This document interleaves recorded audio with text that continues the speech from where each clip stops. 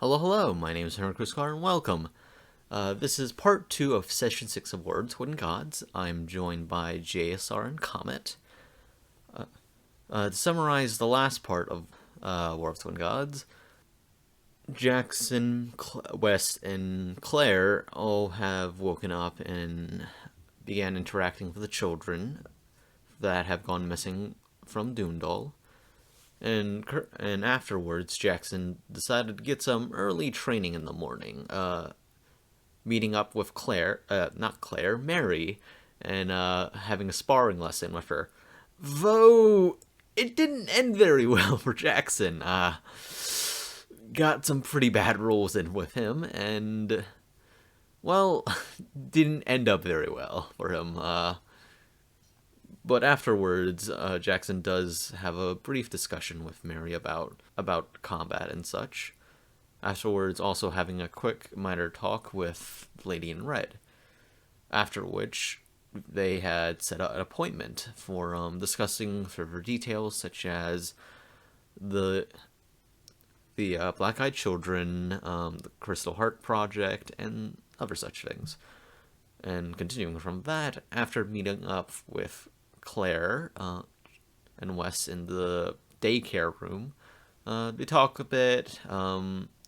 Eventually, Claire, Mary, and Jackson took off to find something to do during the two days that they're staying, and find a tea room.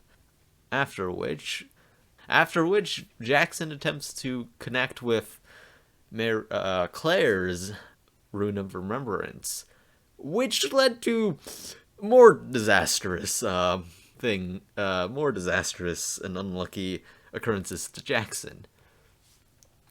Afterwards, Jackson leaves in order to both recollect himself and go off to talk to the Lady in Red. That would be the end of the summary. For this session, it is quite the doozy. Do expect some more graphic content. This would be one last warning. Anyways, I hope you enjoy. I'll knock first. Jackson? Yes, lady.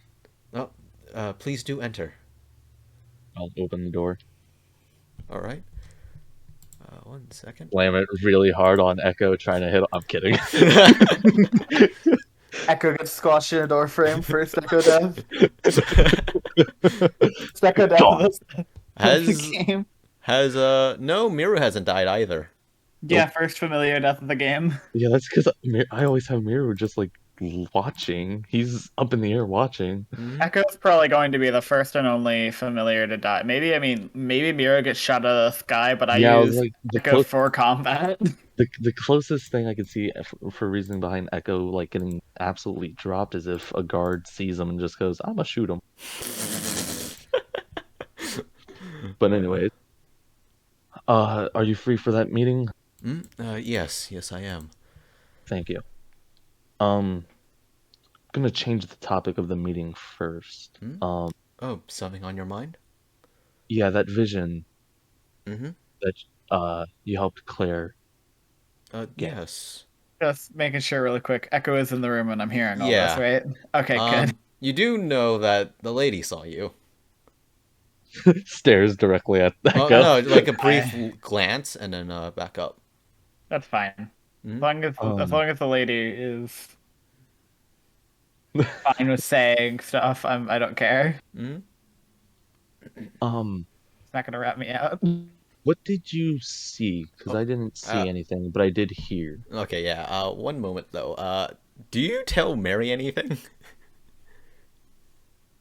Me? Yeah. I mean, like, there's not much to tell right now. Mm-hmm.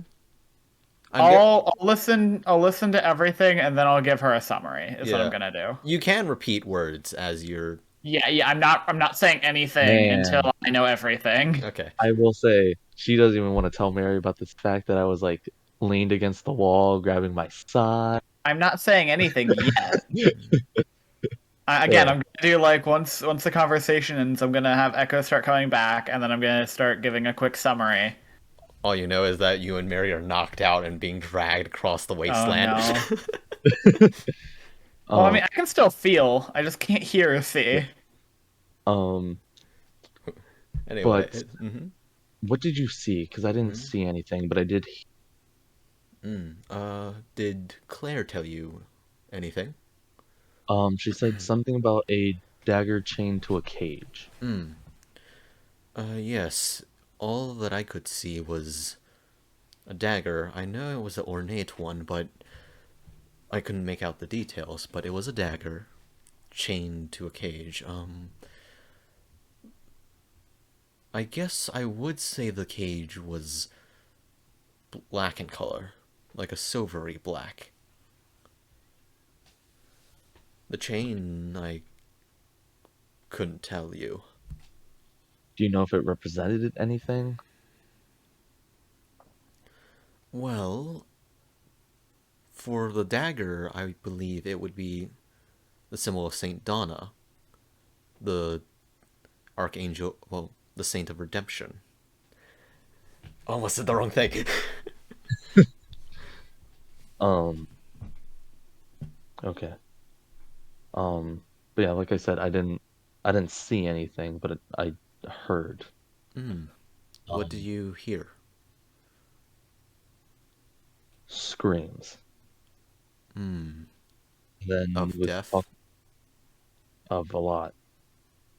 Um, some of it reminded me of back during the war.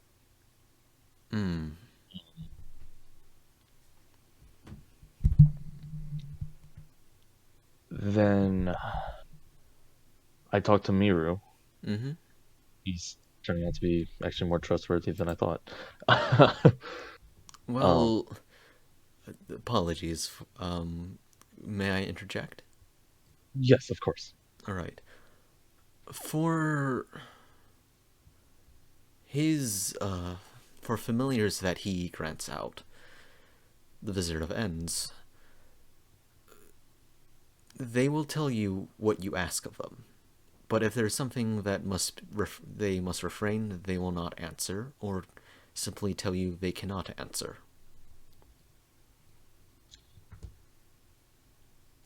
And if I tell them that there's something they cannot give out, the only person that they'd be able to give that to would be the visitor, correct? Yes. Okay, good to know. She nods her head. Miru is a white bird with blue eyes, correct? Yes. I see. So you're a Um, herald of memories. I was actually about to ask a question about that. When I saw him in a vision, he had two. He had two birds. Mugen and Morikani. So what does it mean that mine But wait, is white? Mugini for the first one. So what does it mean that mine is the white and blue one? You said Herald of Memories. What is? There are two types of heralds that the visitor has. The white ones, or Muginis. Mugini symbolizes, or Mugini acts as someone who gathers memories of the dead. Morigani symbolizes the fate and death, and he is the one who would collect the lost souls. You know how the elves reincarnate, yes? Very little. My wife, Elf, but she doesn't touch about elven culture as much as she used to. For most races, the souls and memories don't exactly come in one package. They have to be gathered together, separately, but together. You know of ghosts, yes? Yes. Ghosts are those who have their memories collected, but not their souls. Shades, on the other hand, are the remnant of memories lacking their souls. One without the other leads to problems. Right. So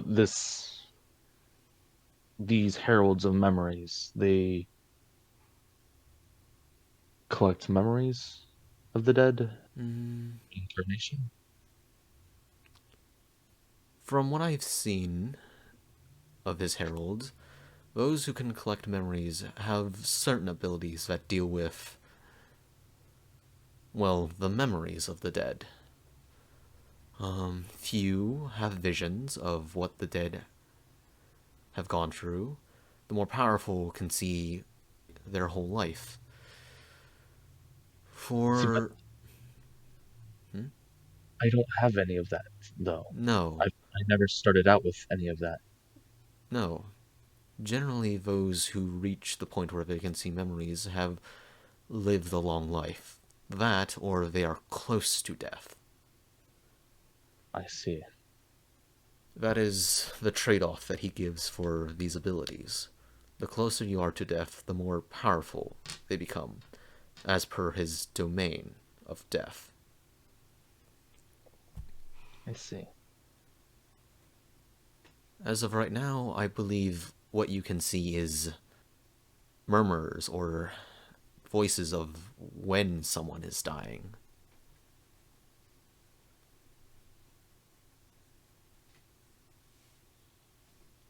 So the screaming I heard,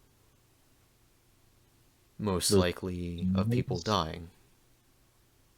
Those were their memories? Their last memories, if you would. Is that enough for them to move on?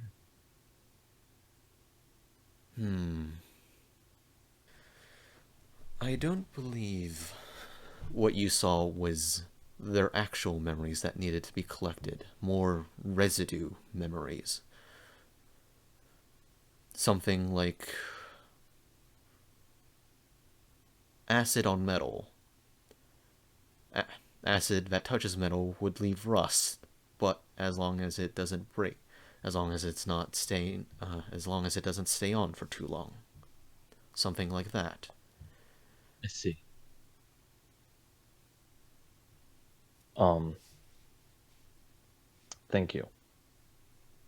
My pleasure. Um,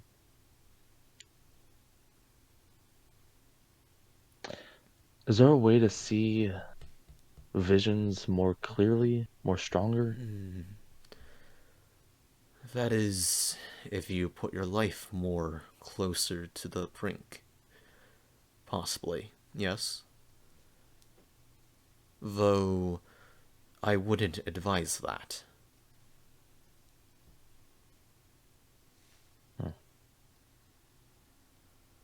Hmm. I also do believe that actually dying would also grant you the ability to see visions in their near full clarity if there's no interference. Hmm. Though such actions do cost much, both materially and spiritually. And what if I was just closed for a moment? You should be able to see much, as long as there's no outer forces interfering, such as demonic contracts, divine protections, and such, I see. or alteration of memories, such as modify memory. And how would I be able to tell if one of those things are affecting the memory or what I'm seeing? Well, it would depend. In the case of demons or divine protection, memories would be skipped or completely blocked. And then what about modified? This is a bit harder to describe. a few of his heralds have told me that their vision, it's not blurry per se, more like squares of their vision become distorted, darker in value, lighter in value, Irregular. blurred. Yes. Basically describing static. Ah, But and that would be modified. yes. In other cases, if the spell is strong enough, per se, permanent, you could see the false memories. Would I be able to see the true ones? That I do not believe so. Because the death of a person would not allow them to, well, change or attempt to revert those memories back. I see. Death is an end. And so, if a memory ends, that is all there is. Just a memory. Yes. Thank you. You're welcome. You've given me a lot to think about. But back to the reason why I want to schedule this meeting. Yes, the The children. black-eyed children. Yes. In regards to this crystal heart thing that you were talking about. And Claire? That's And Claire? Sorry, what's up? Crystal up? Heart? Uh, Any physical reactions on your side? I don't think I've heard of the Crystal Heart before. I don't remember. You and the Lady in Red did talk about it. Did we? Last night. I don't remember that. Basic. Actually, you would also reminder of the vision you saw with the crystal heart in your hands, or not in your hands, Right. on the body. Yeah. Right. That experiment. I grimaced a little bit. Yikes. I forgot. I don't remember the conversation. I do remember the dream.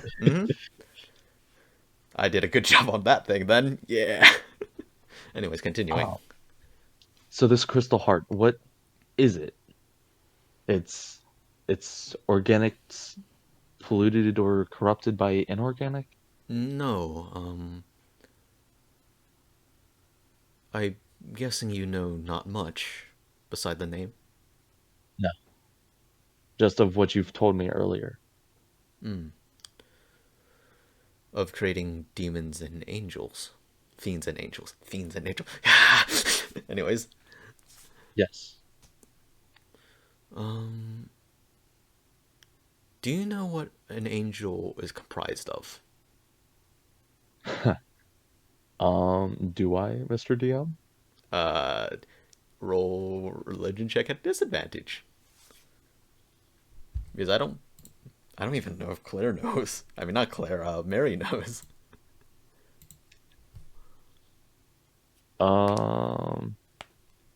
That's a 1. Nope. Nope. All right. You have no clue. All you know Yeah. are angels are basically winged people. So, a lot of the times warriors and messengers. They're warriors, messengers. Feathers. That's all I know. They're made of feathers. They're warriors and messengers. Not That's just warriors all and messengers, but yes. I guess more modern interpretations, yes. Angels, or the first angels, otherwise known as Seraphim, they were not organic in nature. They were arcane in nature. What you would consider order at its most pure sense. The material, you know, Aether, yes? This you would know since you did alchemy. Yes. Aether is basically visible mana. Like, once mana has a high enough concentration, it becomes visible, which appears as aether. Some Bro, people. Hmm? hold on. Can I make spell slot potions? Drinking said aether is not recommended. Ah, I see. Because in concentrated forms, it can be quite volatile. Huh. Yeah. A bit like wild magic. I can have wild magic in a bottle. Though that is through Someone get us on the line. that is through consumption and casting. Aether in more most utilized applications of Aether is infusion into materials, such as creating mithril or adamant or forging adamantine. Hmm. Um, These Seraphim, what do they look like? Mechanical. Seraphim. All right, time to break out the big notes. 1 second. Angels. Right, right. Hey, Claire, you ready for this conversation we're about to be having? Um, No, not really. the Actually, original no. Seraphim, or currently are few in number. Most are known as work as thrones or the head council under one of the twin gods. Give me 1 second. How did I forget this? Malcatus Victalis. But for Seraphim, they appear to be more mechanical in nature, if you would believe. Generally, 6 mechanical wings with mechanical heads, be it helms or more spherical in nature. Metallic. And you Uh, said they worked for the twin gods? hmm? You said they worked under the twin gods? Yes, Malcatus, the twin god of light. And which one is the visitor of that? Hmm? The visitor of he. He. That Based would. off your description, Mhm. he sounds like a seraphim, but the way I saw him and how he held himself, he didn't look like he served either of them. He looks like he just was there. He is less a force of good or evil, more. The balance between the two. No. More. I guess, ends of a mean. 1 moment, let me. A better phrase.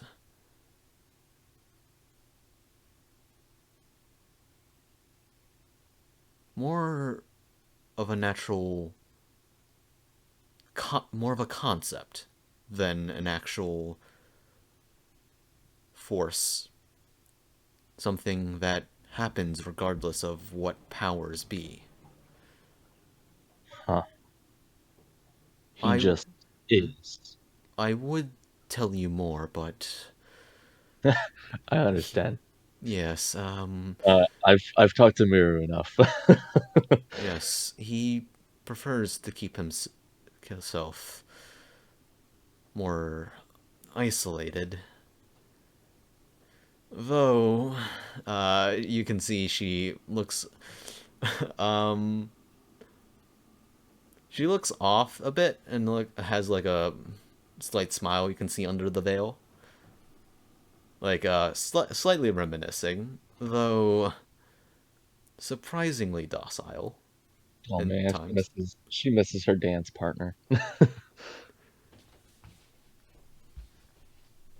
Um, Turning back but to you. anyways, back to the topic of shadow children. Um, Yes. whether they be outer worlds or created,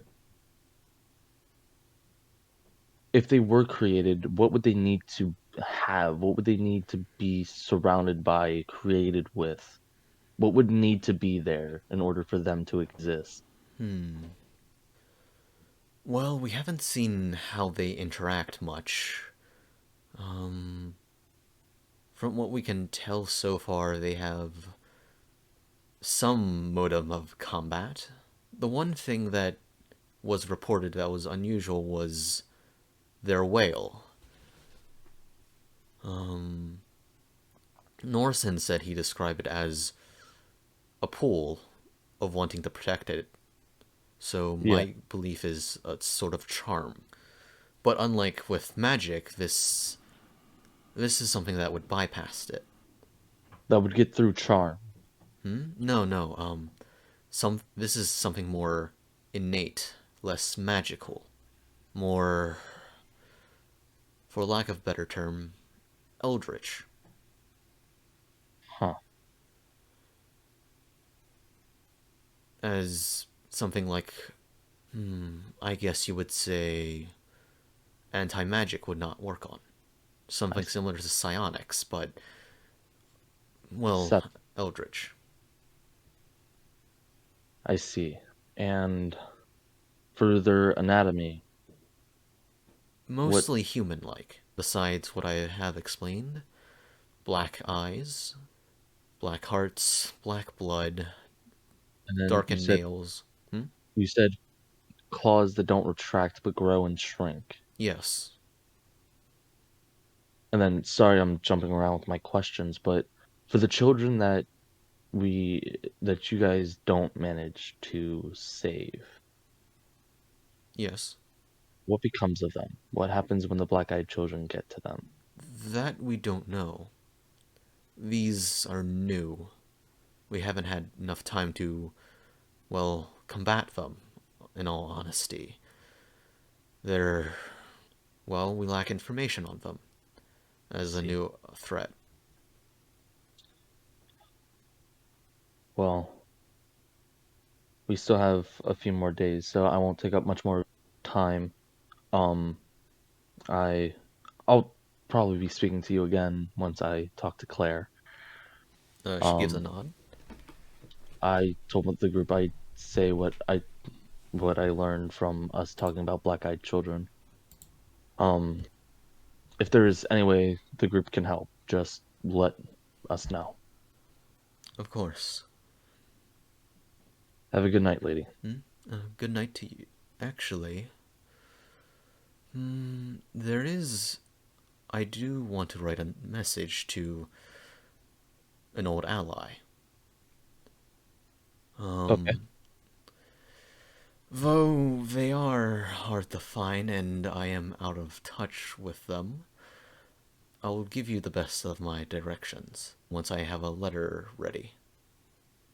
Very well. I probably should ask, have you heard of the Lords of Vermin? I don't believe I have. You have not? Out of character, you have not. I have not. Understood. I guess it's best if you ask some of your other party members. But I do wish to have you deliver a message to them.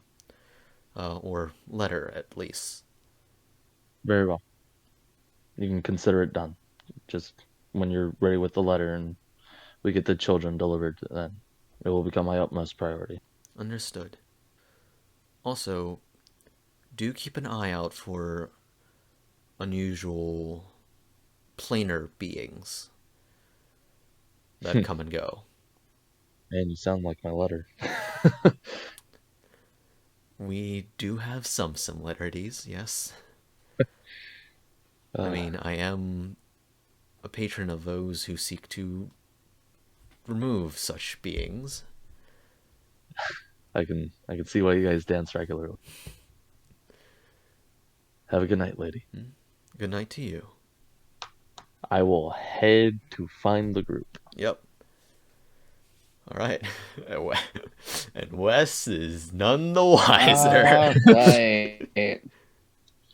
Right. I'm guessing Echo is just blasting back. Where? Yeah, so long. I'm not gonna like fully go into depth of what exactly I tell Mary, but pretty much I'm leaving out the Black Crystal Heart. Mm-hmm. Well, And just the anything crystal to do with heart. me. Just the Yeah. crystal heart, Oh, not the black sorry. heart. Black heart's different. Yeah. Sorry. The Crystal Heart. We're Mhm. leaving that out. Anything pertaining to me, I'm leaving out. The rest Yeah. of like the Black-Eyed Children stuff, I'll tell her. All right. I'll also tell her that he is probably going to relay some of this information back to us. All right. Probably. Mm-hmm. So we act none the wiser, yes? Listen, Yes. I'm going to be 100% honest Understood. Anyways, about the black-eyed children. About the Black-Eyed Children. anything else? Who knows? Listen, they don't know what I heard. They don't know what I said. Of what I know. They don't know what I heard or said. Oh, okay. Calm Emotions is an area of effect spell. Oh, is it? Yes. Oh, nice. All right. So calm emotions before he arrives. Asking a question. Just Sure. All right. You both decide to just fail this because. Yep. Yep. Be calm, boys. Now. Absolute zen state. Weed. They smoking weed. I remember the Critical Role episode of Bo getting magically high through spells. Oh my god. True Sight, was it? It was True It was Sight. True Sight and Tongue. True Sight, Calm Emotions. I think, was there a third spell? It was True Sight, Tongues, Calm Emotion. Alright, so being able to see into the ethereal plane and everything else. The hallucination. And then calmed her, then drugged her with chloroform. Yep, tongues, basically. Oh, I can understand everything. You speak in demon. Oh no, I understand demon. I understand demon. I will. Yeah. I arrive at the tea place if they're still there. Yep. We're having tea. I also quickly got a second brew in. How things go with the lady? It went rather well. Sadly, it didn't produce the fruits that I was hoping. Because the Shadow Children are a relatively new, they don't know much about them. Series. Also, hydration time. Yeah, I've been taking sips of water between each. Yep. Also for the viewers, hydration time. Continue. Yeah, drink your water.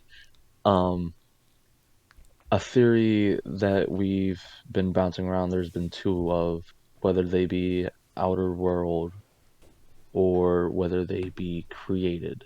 We started getting into conversation about crystal hearts. I don't know that much about them, so I can't say whether or not that would be a suitable lead to follow. And Claire betrays no emotion. Calm emotions. Yep. We can make that joke now. Yeah, exactly. And then My face betrays no emotion. Yep. I don't. Does Comet? Do you know what that reference is? I don't think it does. I don't think so. No. Uh, And then they also don't know what fully happens. They don't save. They don't know where they go, or what the children do. The black-eyed children do with them. Could it be possible that the missing children are not? Well, is it possible that the children could have been taken by another force? Yes, but I feel like if it was a different force, then the Knights of Red would know this, or feel more confident in the knowledge they have. What if it was the earlier disappearances? That could be so, yes.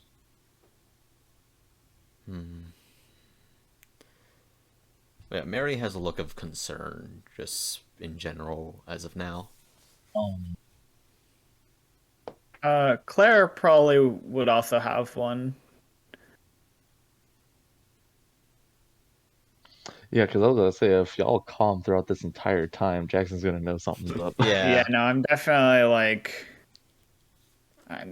a bit off. But you said it was an area of effect spell. Yeah.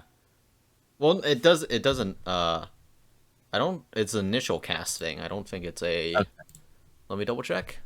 Because I was gonna say, would I be able to feel it still like lingering there?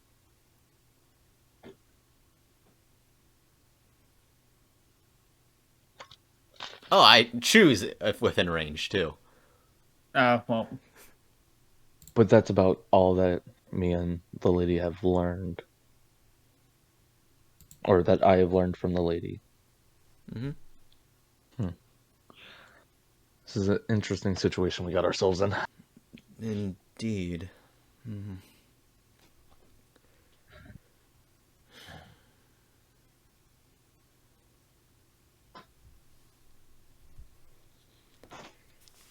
Awkward silence. sorry, my headset got unplugged. Did someone ask me something, or? No. I just said awkward Okay. silence.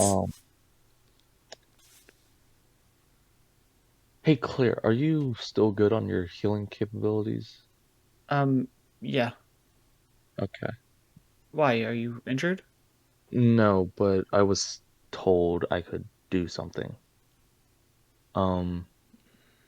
It will help me see the vision more clearly. Oh. It'll come in strong. What do you need to do?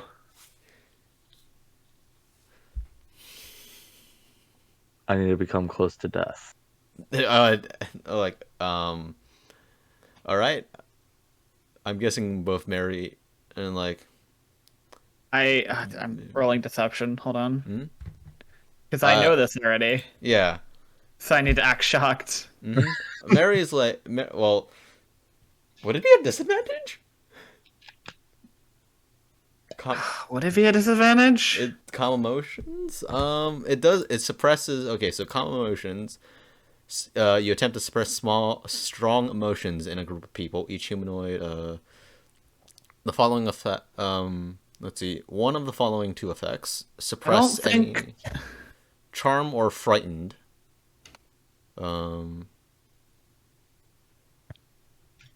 I don't think it would affect my ability to act shocked. Yeah. Okay. No. Okay. Yeah. You're good. Just flat roll. Oh, 28. Wow, that's Ooh, that was good. That's good. Well done, Warlock.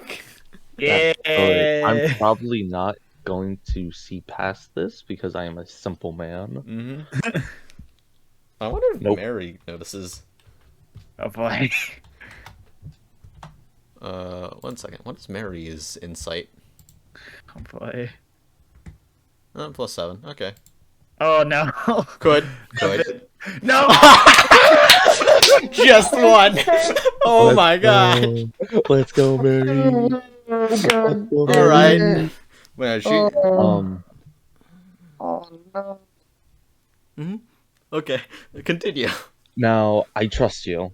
Oh. Are you sure you want to go through with something like that? I'm alright with it. How close to death? The closer, the better. Do we have a? We don't have a diamond. Shit. Okay, that doesn't. At best, I can do spare the dying, but Now I trust that I won't become fully dead. I trust you guys enough for that. Okay. Just If we can monitor. get a diamond, if you do die, I can revive you. I don't have gentle repose, but I hope that someone here could. Spare the dying should work fine. Yes. It brings me close enough to death without bringing me to consciousness. I know. I will warn you. The act of reviving someone can strain the soul. The use of such spells requires the caster to, well, beckon the soul back. I've seen the effects. Understood? One of my captains. If you're sure about this, just let me know when you're ready, okay? I am. I've learned early that my time will come when my time comes. All right. So, how are we doing this?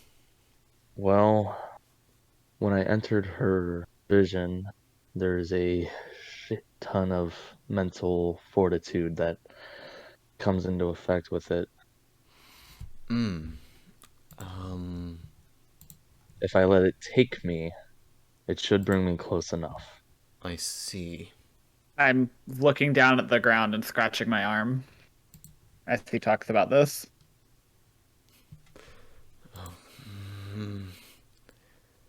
All right. All right. There is. All right. I can help with Beacon Hope. It would help. It would help. I think that will work just fine. All right. I have my arcane focus in one hand. I have two med kits set out on the table.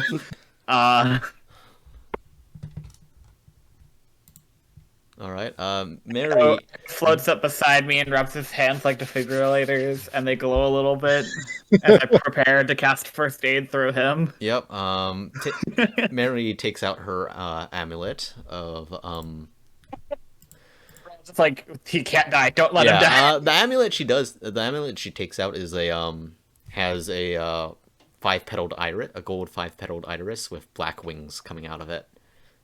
Okay. And then Jackson's going to take off his gauntlets and then pull his gauntlets up to his chest where his splint mail starts. Yeah. And then pull, and as he pulls, you watch as magic runes kind of flash and it phases off of him and then re-solidifies around his gauntlets. And he sets it on the table. Guidance doesn't.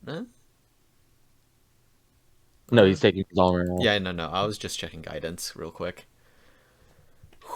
All right. Would choking you work?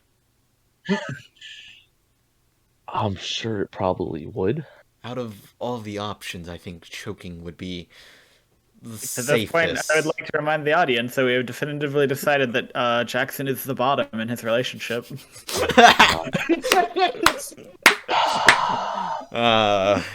He does have access to Thorn Whip.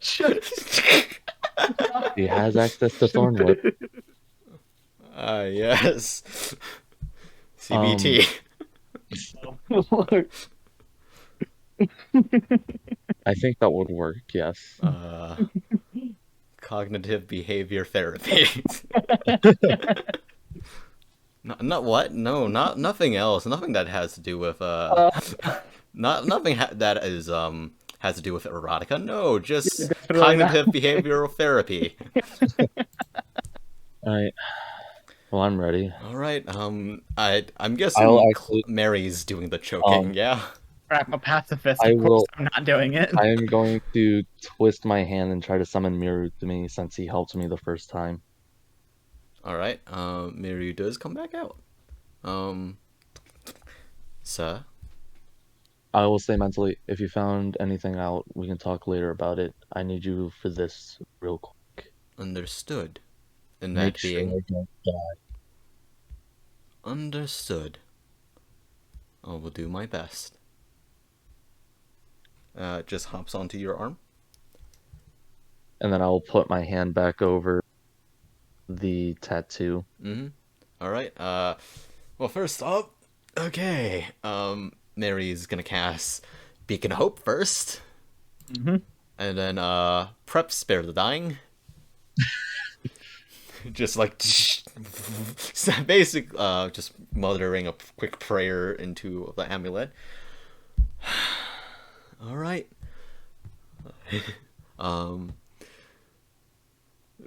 Basically out loud, Saint Jane, I do hope you are watching over this foolish soul. But yeah, so first up, Beacon Hope happened. You feel calm. As Mary's doing this, I'm gonna start talking to Miru. If this works, I'm gonna need a guide. Would you be able to help me? Yes, I would be able to help you. Though, guiding through memories, yes? Yes. Understood. I look, even with calm emotions, I feel like I look noticeably nervous about this. Yeah, Mary too, because like she has some major concern. For different reasons than Mary. Listen. Jackson learned of new party tricks he can do. He is going to test out what this visitor stuff is. Boy. Alright. It's gonna get like, you're literally just gonna enter my fucking flashback. Alright. Welcome to That is the D&D. plan. We do some crazy is the plan. things. That is the plan. Terrified of that. Man, this is like some shamanistic stuff we're doing. I am hoping to do more than Claire thinks. Alright. I'm trying to see more of the vision than.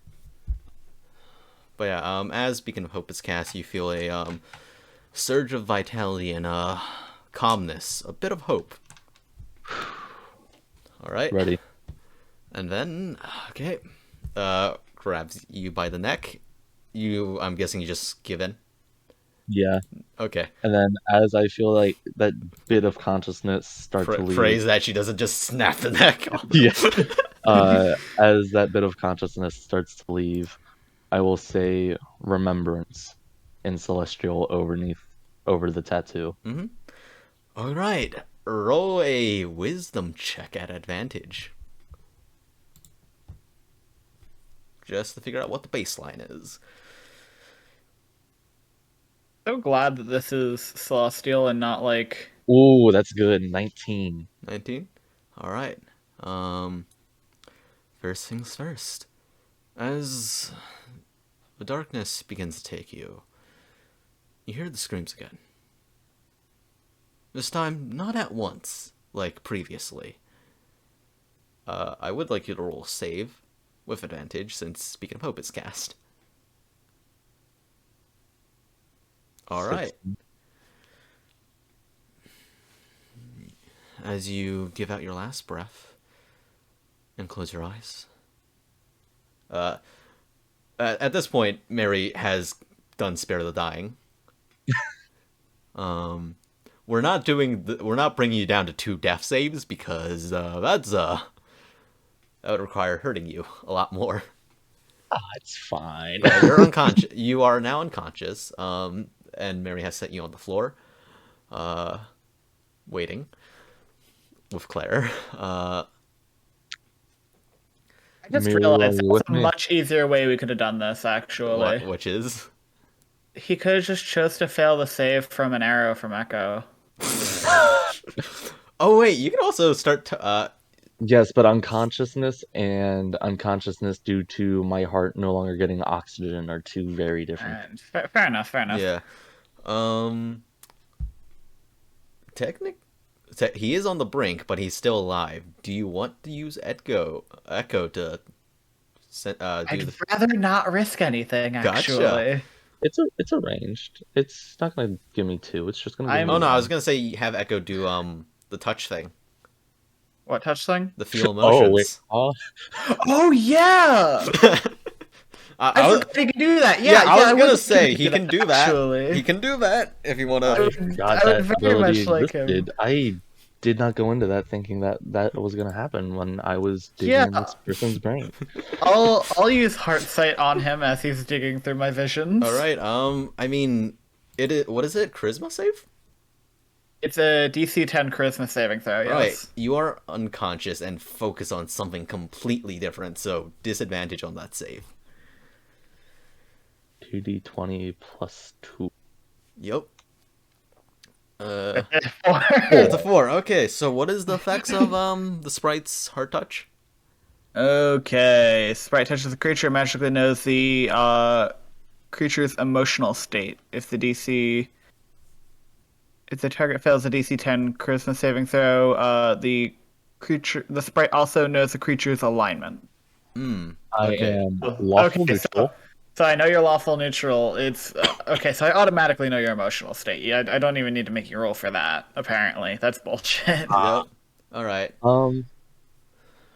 Because Good to know you're. I'm writing that down in my notes now, actually. I was gonna say that is a There- pretty good ability. Yeah, hold up. There we go. Lawful neutral. Put that in my notes. Yep. What, that I'm lawful neutral? There's nothing wrong with that. I know there's nothing wrong with it, but it's interesting, so I'm putting it in my notes. You never Ah. know. I could definitely go one first edition and use your alignments as something. Oh no. There is a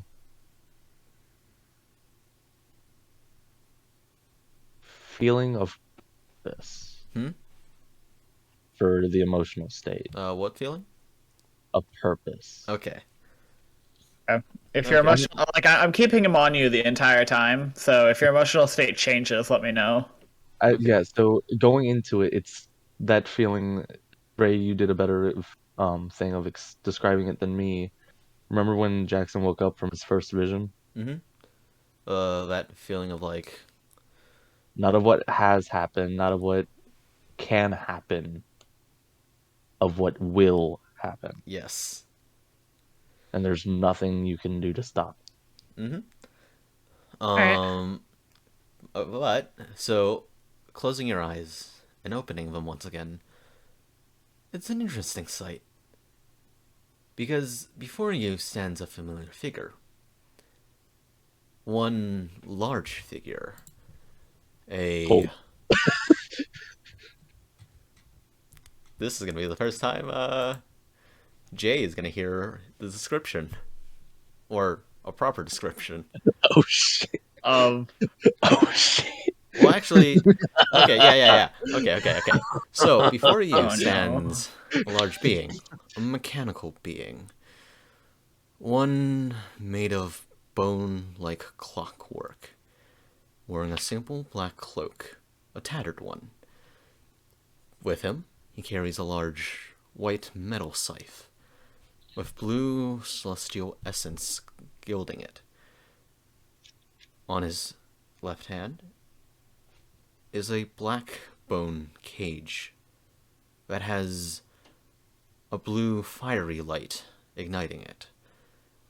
And on his belt, or not his belt, but attached to his hips is a white iron bell covered in black ashes.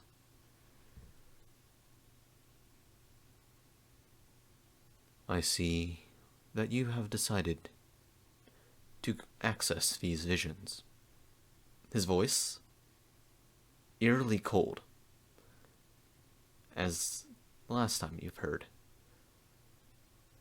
But once again, not emanating from him, just in your mind.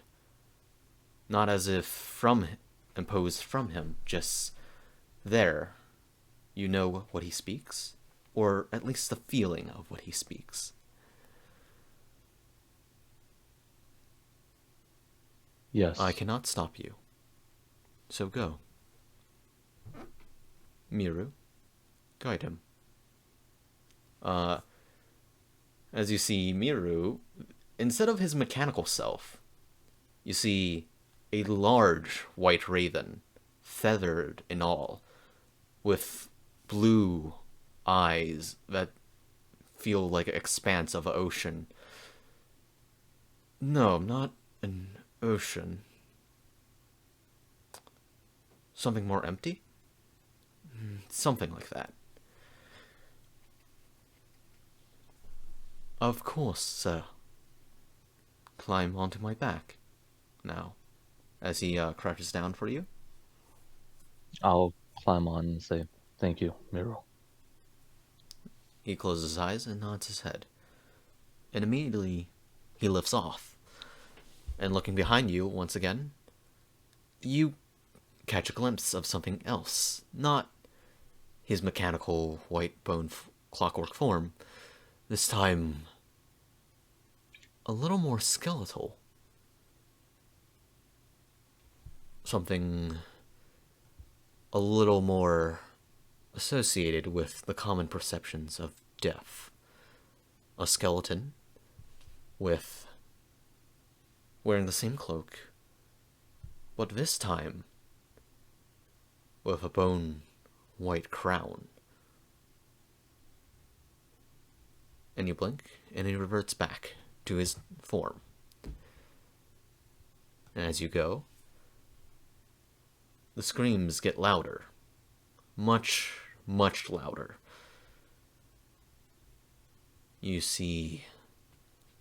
Well, you begin to see hints of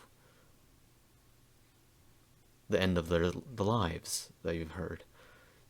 You see before you lines and lines of still images flowing past you as if creating a moving image, like one of those picture shows that have a single long scroll that rushes by, pulled by mechanical projection, showing a story that quickly moves as if by shapes, and creating an illusion of movement. But you know these are still images. These are images of memories.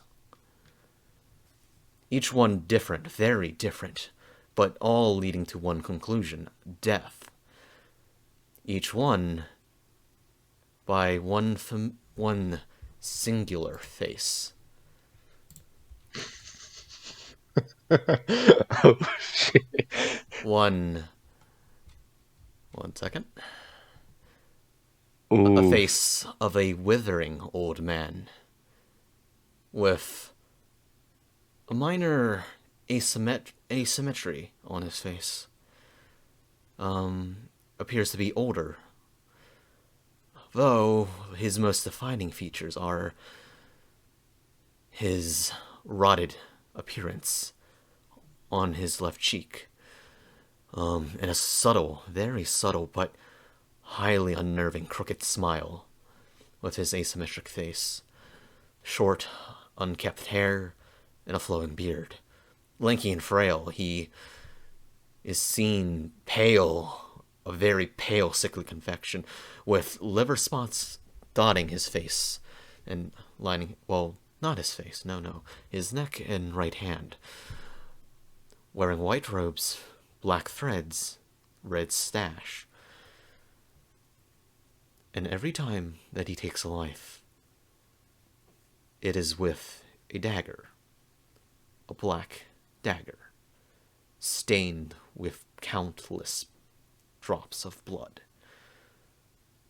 And each time he ends a life, one of these projections snap and get flown past behind you as you travel with Miru. And then you blink. Opening your eyes once again, you land in a courtyard. In a quaint little village with a coast to its northwest and farmland surrounding it, and then forests beyond the horizons around the farmland. And near the center is a stone are buildings. One in particular is a large stone construct.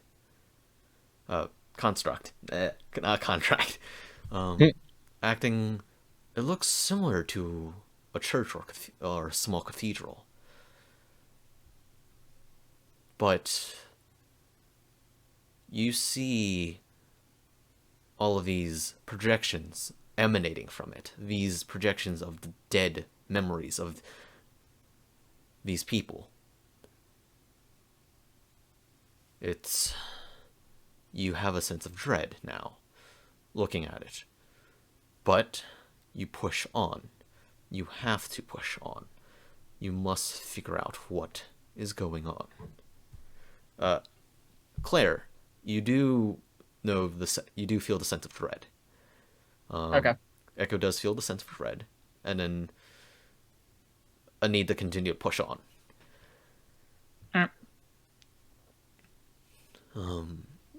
So you walk closer. You walk into the room, into the church. But while walking towards it, you see people in chains, collared, with rags just strewn about, doing the chores, committing themselves to agriculture, helping mending clothes, helping weave baskets, all sorts of menial tasks. But besides them are skeletons. Many skeletons. Many of them, a few are adults, but many of them are of children, of teenagers, of many varieties. You see, a few of them have curved femurs. You've seen this. You've seen the bones of curved femur. You know what curved femurs mean. Malnutrition. Especially of children.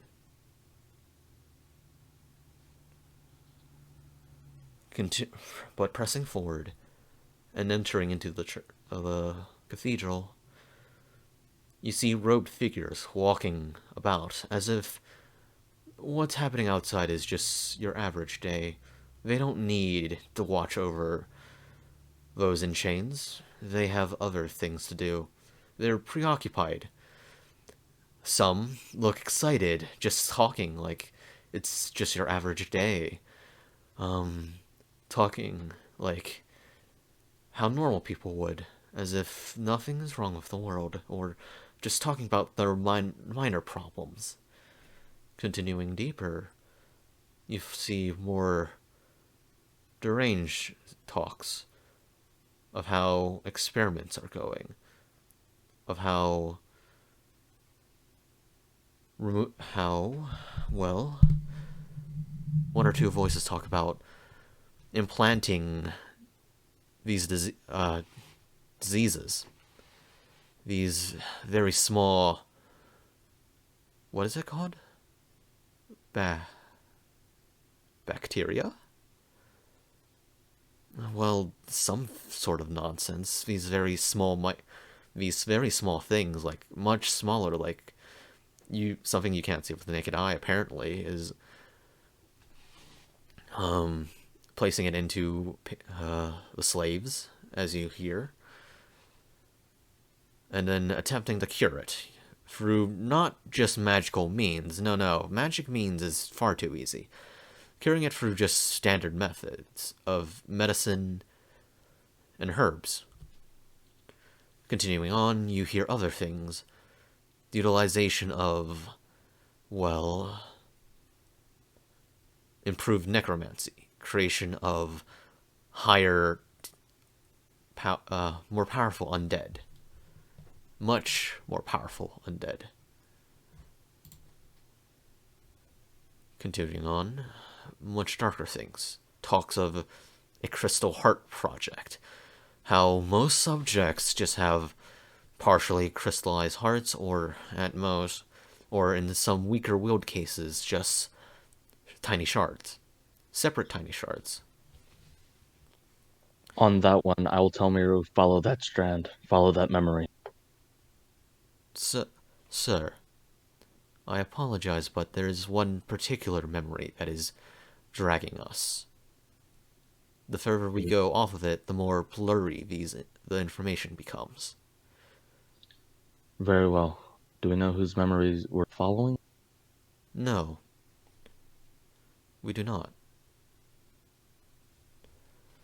Alright. It's unusual. Generally, there would be a name, but in this case, there's not. I don't even know if I can sense a soul. Also, you would notice that Miru's language is more natural instead of a more mechanical tone. It's very much more natural. Actually, this voice, sounds familiar. As well as, Mhm. this is just for flavor. Yeah. Jackson doesn't notice that he's doing it, but he is speaking in Celestial the entire time. Yeah. Miru is just, speaking back in Celestial. Continuing on. You feel a specific pull. Down a down deeper, going downstairs into a hallway, a dark hallway, lit by only torches, though magic torches. It seems this complex goes further down. At one point, you even see something that looks more like a mausoleum, more than a basement. And looking around, you definitely can see much more powerful undead.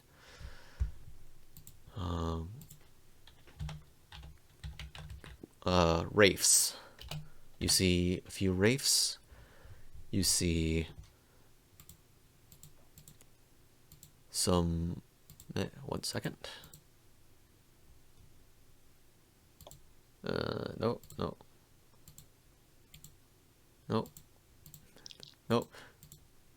There we go. You see bone-clad figures with barely any muscle, long extended arms and claws.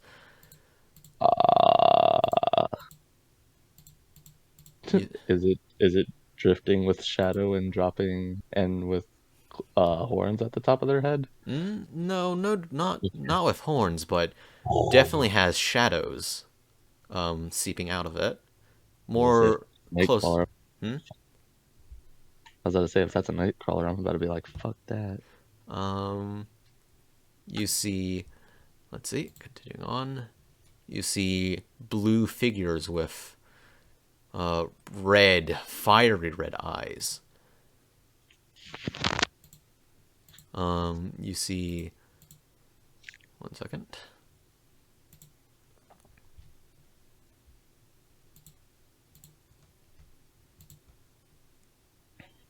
You see ghosts wandering the halls.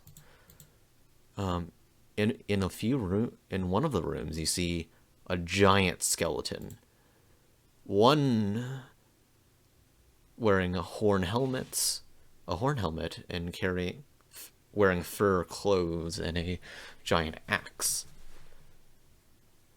Continuing on, you see a variety of things, mummies too. And deeper you go, you see one last room, one that acts as if close to the heart. But it's interesting, because you had to actually go up a few levels to get here, and you walk in. You see the figure before you, a young emaciated child, chained to a wall. One second.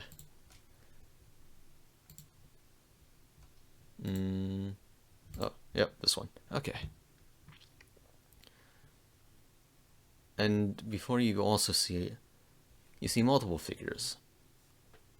One person you're particularly drawn to is the one chained to the wall. A young girl with chains wrapping around her. Actually, hold up. I'm going to backtrack a little bit. Before you walk in, you see Claire cowering in the corner, crying to herself, trying to block out the sounds of screaming and begging and the pleading, the desperate pleading. And walking in, what language do you know? Common, Elvish, Celestial. Okay. Please roll a history check to see if you can identify this language.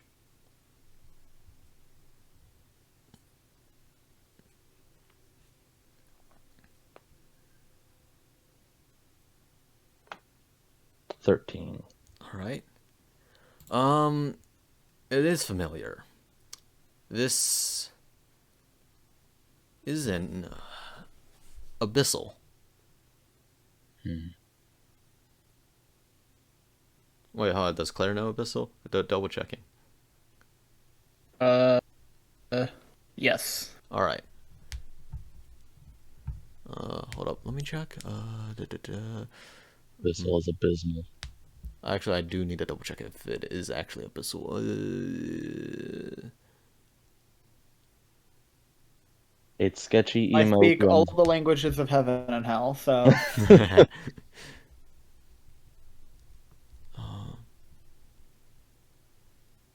See, the funny thing is, Claire doesn't know what all I'm seeing right now. no, I do not. Oh no, okay, no, it is Infernal. A little more hoarse. Anyways, it is A a. herald of memories. Anyways, All you hear a very hoarse language, very quick and deep. You remember hearing this a few times. Infernal. You've seen some of some people, some allies of yours utilize demons and such. You can tell this is of one of their ilk. right. Walking in, you see before you. Nope, not that.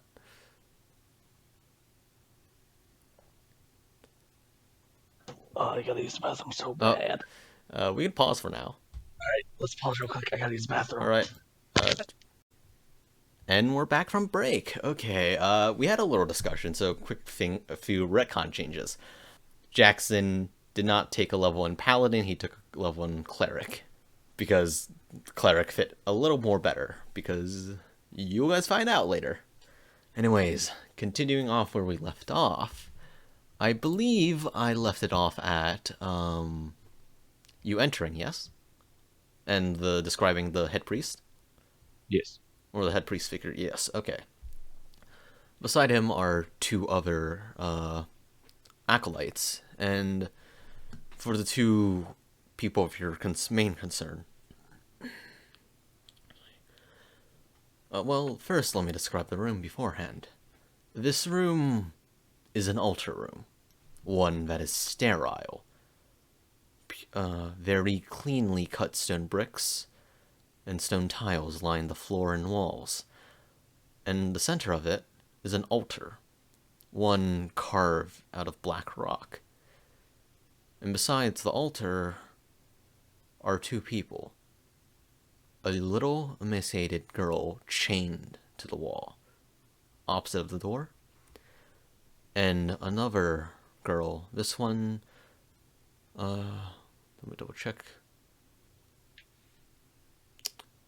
a young adult, a pregnant young adult, chained down to the altar. Both of them crying. The young girl crying out, asking, hold up. 1 second.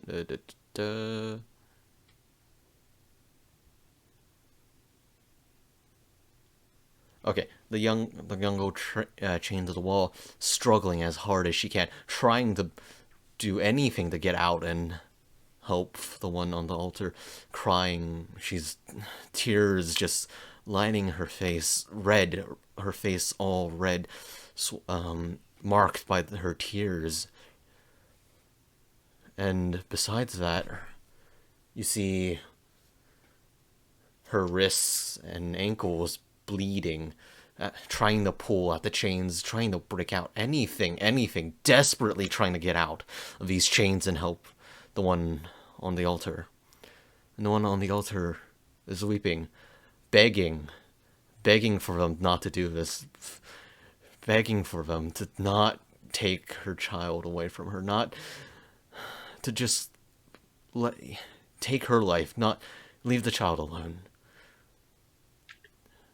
At this point, you have a solemn sadness and a mild fury, which Claire definitely gets from Echo. As this painful scene continues, the man continues to chant, in his infernal tongue. Before, at one last moment, he stabs her. He stabs the one on the altar. In the stomach, where the baby is. And the woman cries, screaming for someone's name. Someone named Narandric? Just over and over again, screaming as the priest continues to stab at her stomach over and over again. A second time, a second time, a third time, a fourth time. After the fourth, the girl changed the wall, throws up. And with you can smell. All you smell is blood and vomit. The metallic scent and the awful smell of sour vomit. And when the little girl looks up one final time, the person on the altar is still, blood trickling everywhere. And the priest smiles again after finishing his first chant and continues in his infernal tongue onto a second chant, this time more enthusiastic, as if, something like it's finally time. Walking up to the girl chained to the wall, you see him stab into her heart,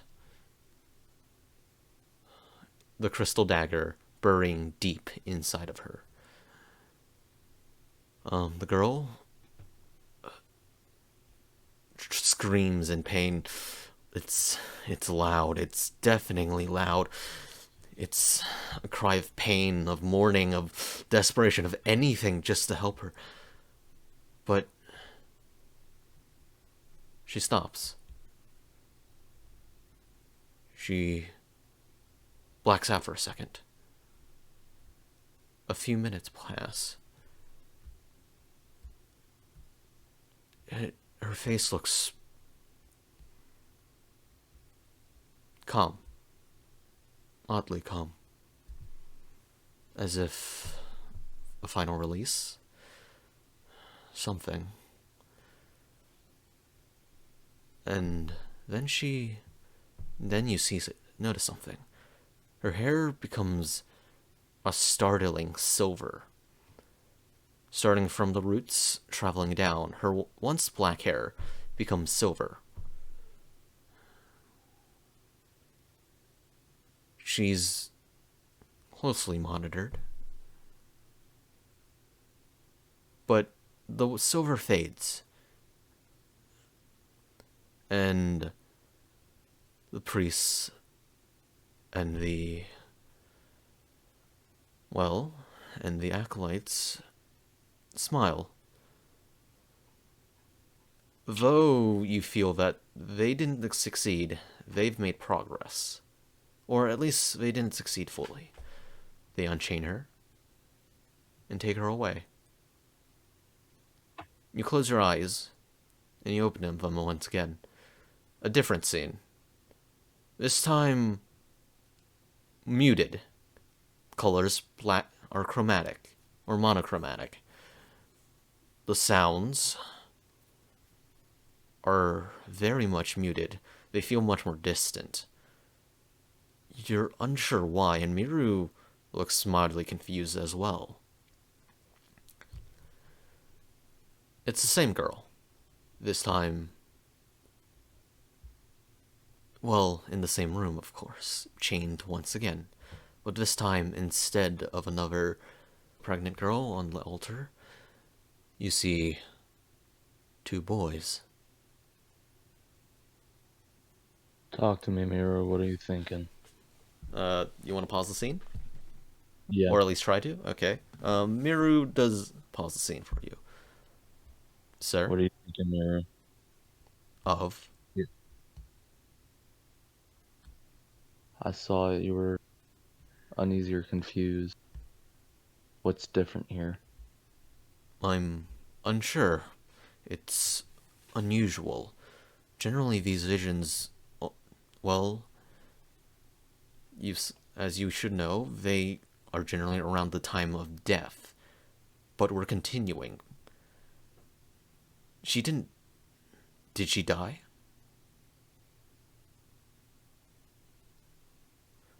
Miru seems to be in thought. I guess she died, She's but she's... dying. Hmm? What if she's dying? No, if she was dying, then we'd still be able to see the colors. Well, less saturated, but we would definitely be able to see the colors. And we'd at least be able to hear whispers. Not this. Looking But around the monochromatic and muted. what about this more stronger undead that they were talking about earlier? The memory. Hmm? They were speaking of trying to create stronger undead. What about that? Undead? These... Well, here's the thing. She's not undead. I don't sense a presence like that. Would you like to use Eyes of the Grave? Yeah. Using it, you notice something. The two acolytes are dead. That is for sure.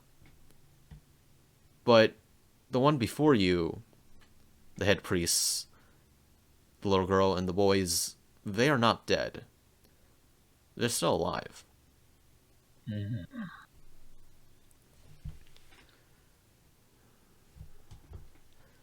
All right. Continue the scene, sir? Continue. Alright. As the scene continues, you do notice more details now. The girl is older, much older. You can see that the hair is a bit longer. She is much older, around a teenager? Or early teens at least. No, this time around. You see... Let me double check.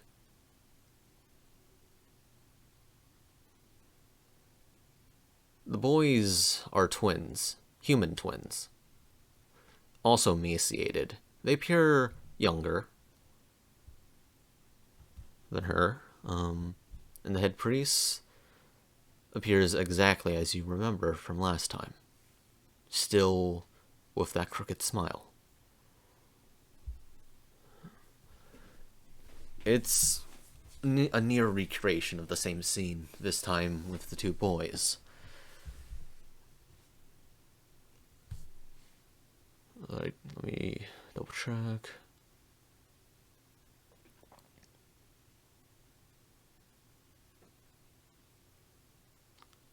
Correction. This time, the girl was actually on the altar, facing the head priest.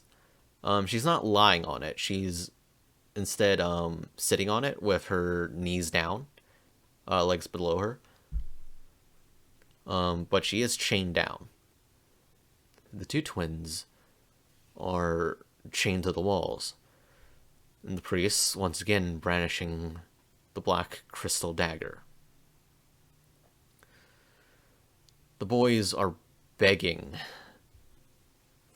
Well, they appear to be begging, or they seem desperate at least, trying to struggle.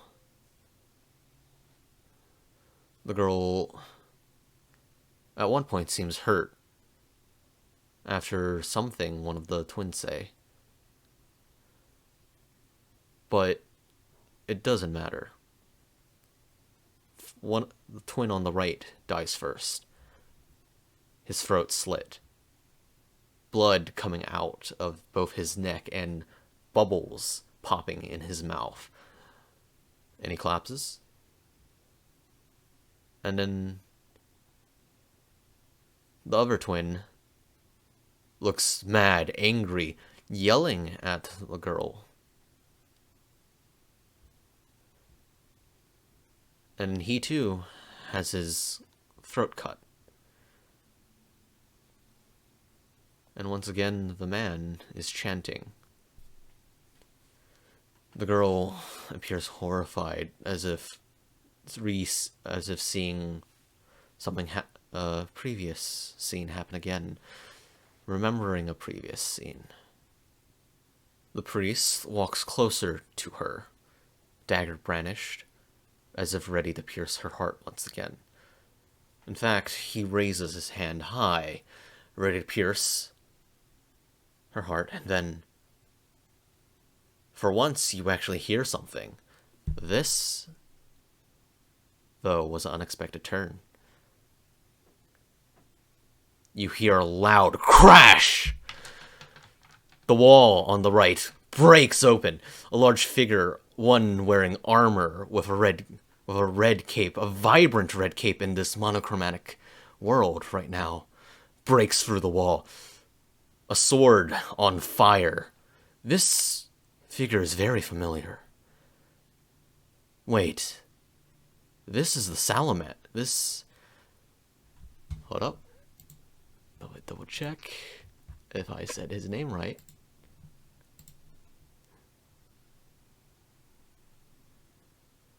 This is Edward Emberbrand.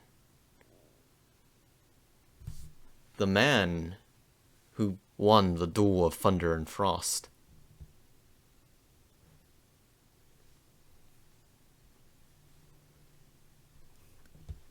He bursting onto the scene.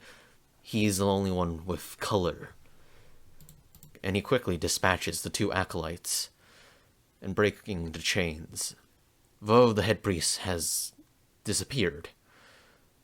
Freeing the young girl, you can hear his voice only, telling her to run, get out of here. And he turns back, and he yells out into the room, "I'm going to burn this whole place down!" And then you see the girl run as far as her legs can take her. And she closes her eyes, and the scene ends. You're left with only a dark void.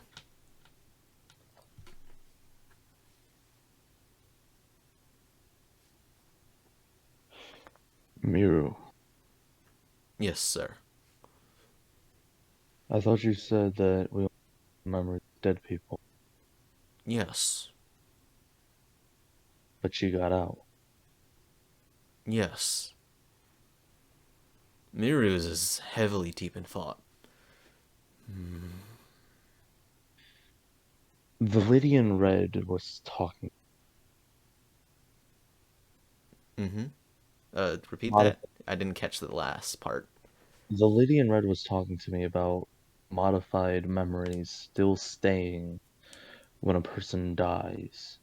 They can't be changed anymore because they're dead. Yes. Could that be something here? No. If that was the case, we would still have seen how she died. I see. Unless it's demonic or celestial. No, That's another thing that the lady was talking about. it is not any of those.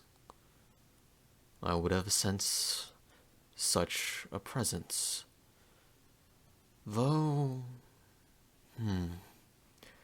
There was an odd presence. I don't quite understand it. It feels in nature celestial. No, there's... two senses of celestial presences, actually. I don't understand. We can talk about this out of memory. Let's leave. Understood. And then you can talk with the visitor then about this, about what you saw. See if he has anything that he's willing to talk to me about with this. And then in your head, you hear... Well, you feel his voice. You can speak to me now. As you turn around, and you see him behind you. His towering presence is a lot taller than previously, but he stands before you. kind of sharing the same mind with a little farther behind. This is my first memory thing, whatever it is. Take your time. What is strange here? I understand that we should see her death, but what could be an explanation of why we don't? I've seen this power once before, but only once.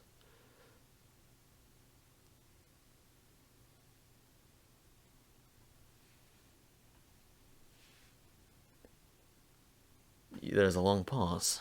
It's as if he's considering something, or at least trying to draw something out of his memory.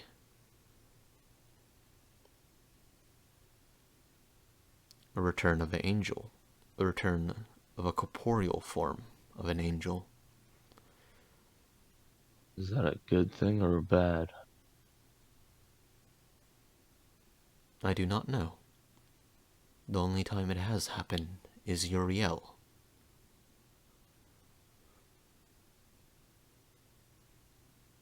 Isn't Uriel the leader of Magic Doctra? Yes, the Archangel of Wisdom.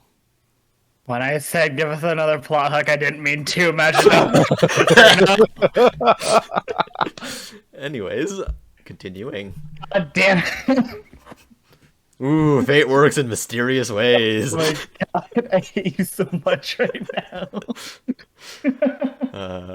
Anyways. The old bait and switch. If I were to come to this place, to this area where all these people died, what would happen? I am unsure. I've long since collected them, but my collection of their being was delayed. Maybe we can find out what happened to this woman we never seen die, but we still have her memory. Yes. I will tell you one thing. The cult that you saw was the cult of the Dark Appraisers. He is a long-lasting figure. One who seeks progress beyond anything else. I'm sorry, really quick. Appraisers is in plural or possessive? Appraiser. Just, yeah, possessive. Possessive. It's his cult, is what I'm referring to. Ah, yes! Multiple big bads! Yeah, that would be fucking terrible. And then final question before I leave. Yes. This is a lot to take in. What does this have to do with Claire? This is her vision, but it's dead people's memories I'm following.